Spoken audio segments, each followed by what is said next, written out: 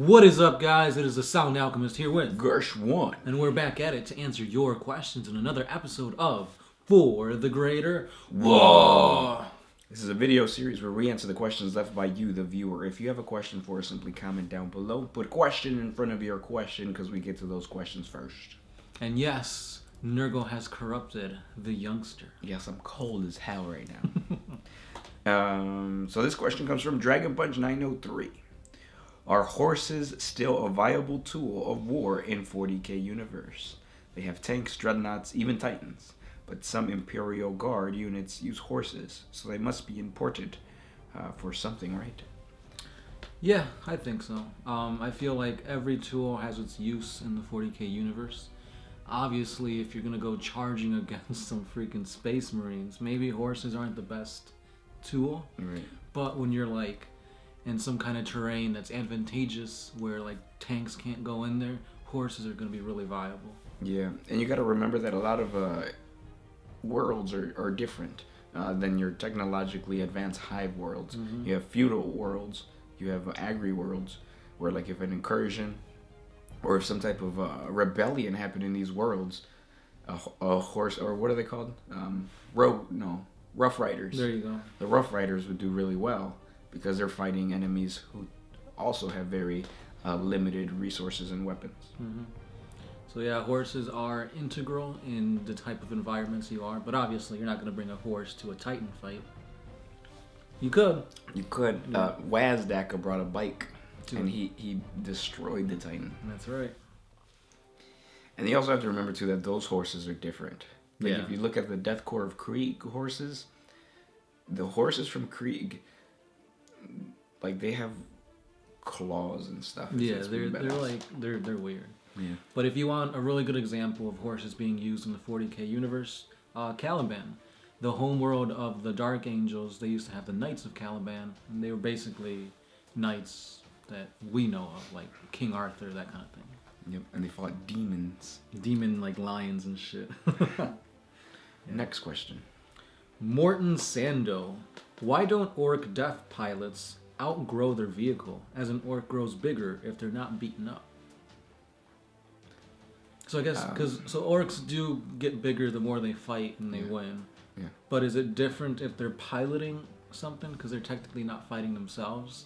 Oh, it's not like instant. It doesn't happen like starting, like let's say we were orcs and we were fighting somehow and we were sitting here. At the end of the video, we wouldn't be bigger. It's a process that goes through many, many battles and many, many campaigns.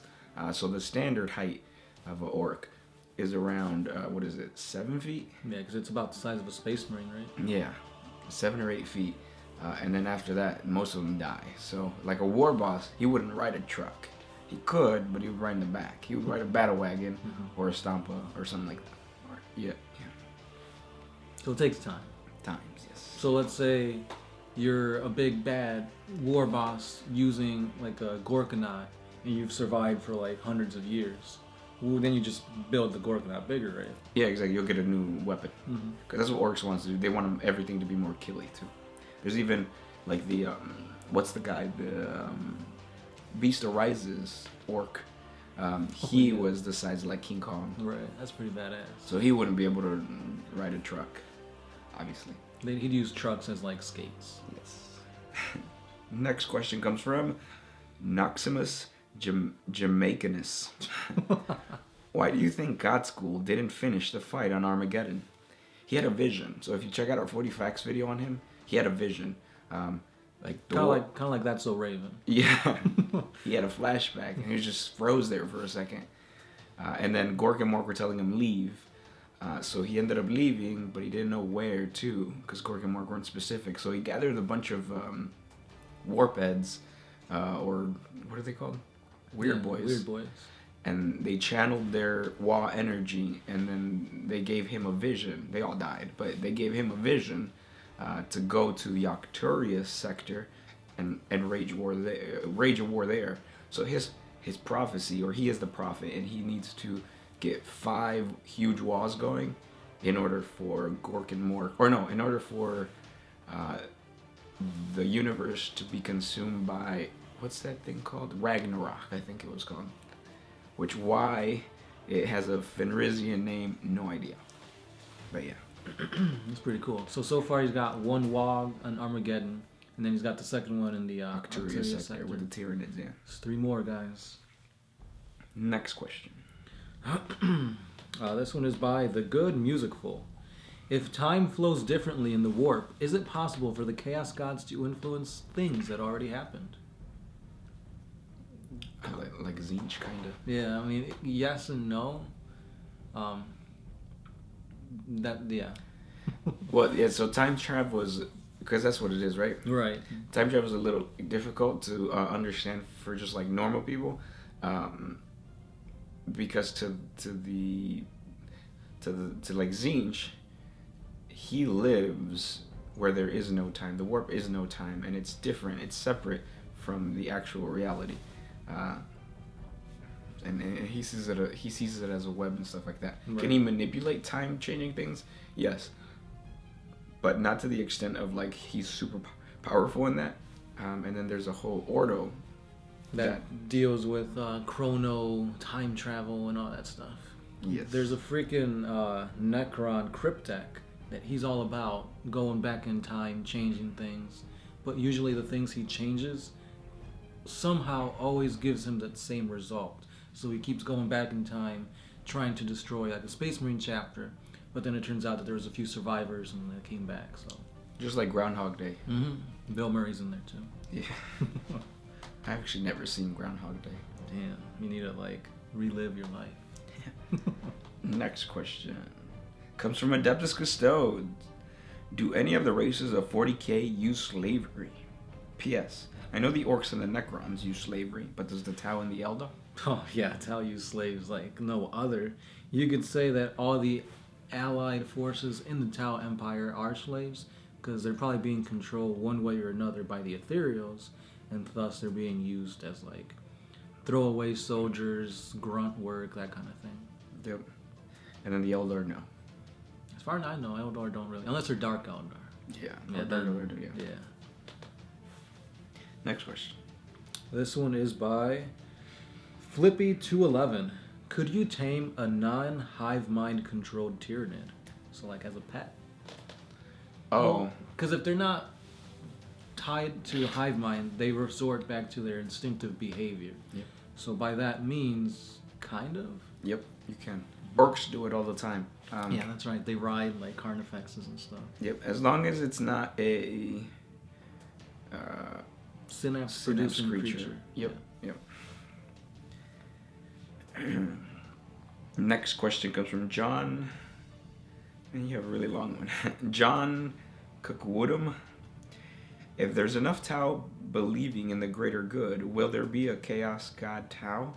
The Chaos Gods of the greater good. And, that's his name.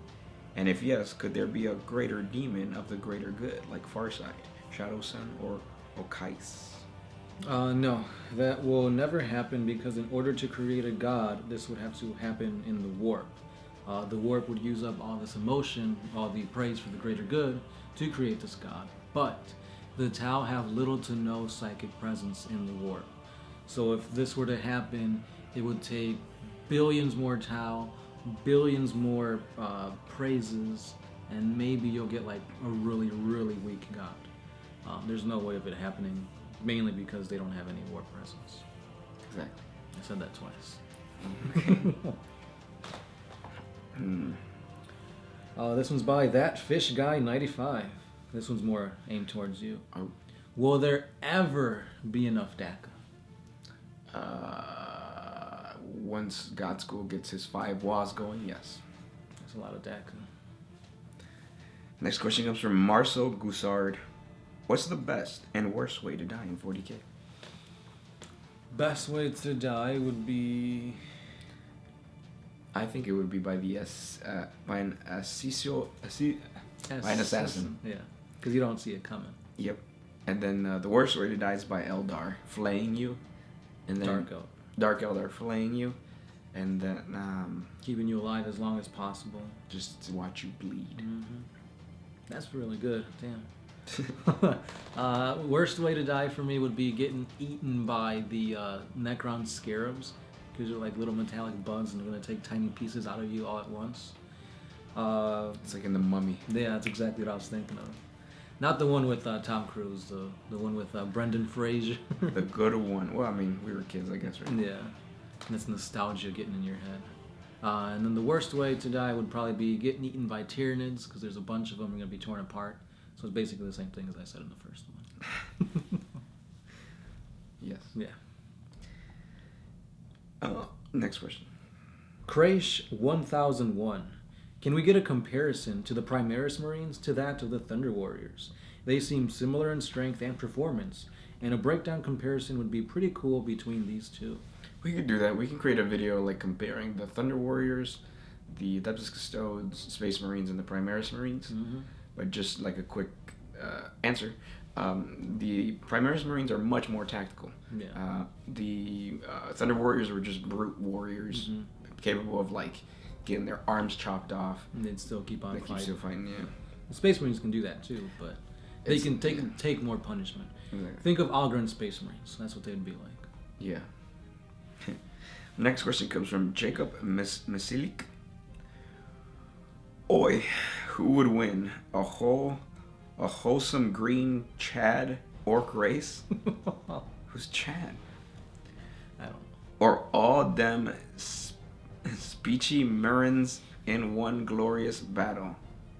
To Orcs versus Space Marines, who wins? Oh, Space Marines. I gotta give it to them beaky boys of the Space Marines. I gotta give it to the orcs, because if like a wholesome green orc race, so the wholesome, the orcs are immense. There's a lot of them. Against how many Space Marines? 1,000 times 1,000 is 1,000,000, right? I can only do 2 plus 2 minus 1. That's 3. That's quick math. So I can't do 1,000 plus 1,000. Man's not hot. There you go. Yeah. He actually said he was cold in the beginning of the video.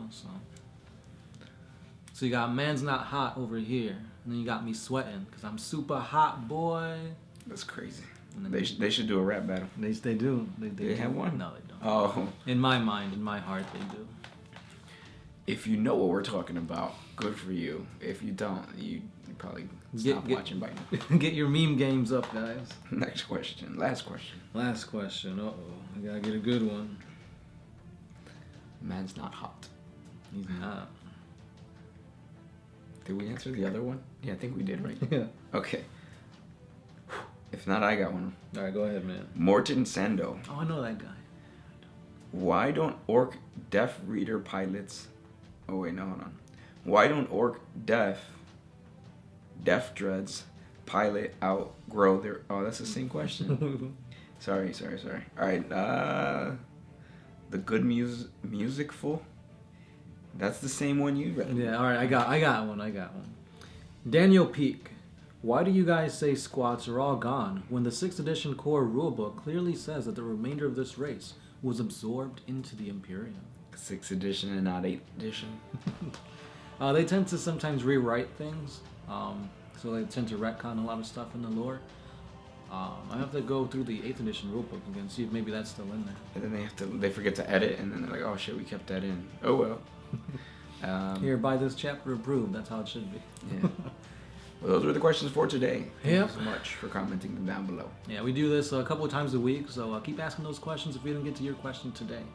If you guys have some spicy memes, send it over to our Facebook page. We also got a Twitter, an Instagram, and a Patreon, so check that out.